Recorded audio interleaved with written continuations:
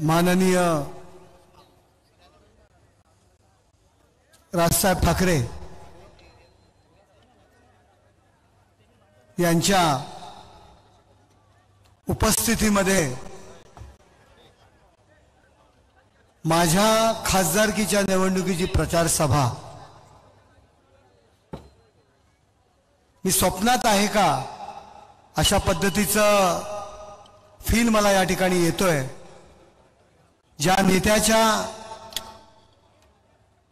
नेत्याने बोट धरून या राजकारणात आणलं, ज्या नेत्याने सर्वप्रथम एक कॉलेज प्रमुख म्हणून माझ्यावरती जबाबदारी दिली भारतीय विद्यार्थी सेनेची, आणि त्याच नेत्याच्या उपस्थितीमध्ये माझ्या खासदारकीची पहिली प्रचार सभा। महाराष्ट्राचा आराध्य दैवत राजा शिवछत्रपती, हिंदू हृदय सम्राट, शिवसेना प्रमुख माननीय बाळासाहेब ठाकरे, भारतीय राज्यघटनेचे शिल्पकार, भारतरत्न परमपूज्य डॉक्टर बाबासाहेब आंबेडकर, धर्मवीर आनंद दिघे साहेब यांच्या पवित्र स्तुतीस वंदन करून व्यासपीठावर उपस्थित या कल्याण लोकसभेचे उमेदवार आणि खासदार डॉक्टर श्रीकांत एकनाथ शिंदे, आमदार संजयजी केळकर, प्रतापजी सरनाईक, आमचे मित्र राजू पाटील, रवींद्र फाटक, आनंदजी परांजपे, भास्कर वाघमारे, भरतशेठ गोगावले आणि या सभेकरता खास उपस्थित राहिलेले पालकमंत्री शंभूराजे देसाई आणि व्यासपीठावरील सर्व मान्यवर, या महायुतीचे सर्व पदाधिकारी। आजचा दिवस माझ्या आयुष्यातला फार वेगळा दिवस आहे। आपण राजसाहेबांचं भाषण ऐकण्याकरता आलेले आहात, त्यामुळे माझं भाषण ऐकण्यामध्ये काही कोणाला इंटरेस्ट नाही हे मला माहिती आहे, परंतु आतापर्यंत राजसाहेबांची झालेली सर्व भाषणं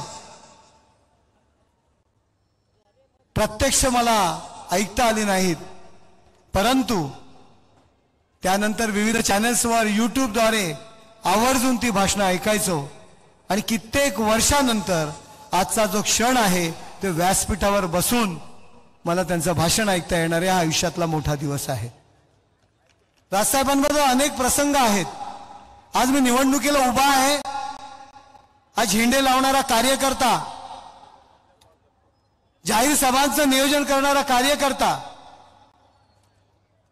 सभेला माणसं कशी आणता येईल, गर्दी कशी जमवता येईल, आपल्या पक्षाचा उमेदवार लोकांसमोर कसा नेता येईल, आंदोलन कसा करता येईल, याचं नियोजन करणारा कार्यकर्ता आज खासदारकीसाठी उभा आहे।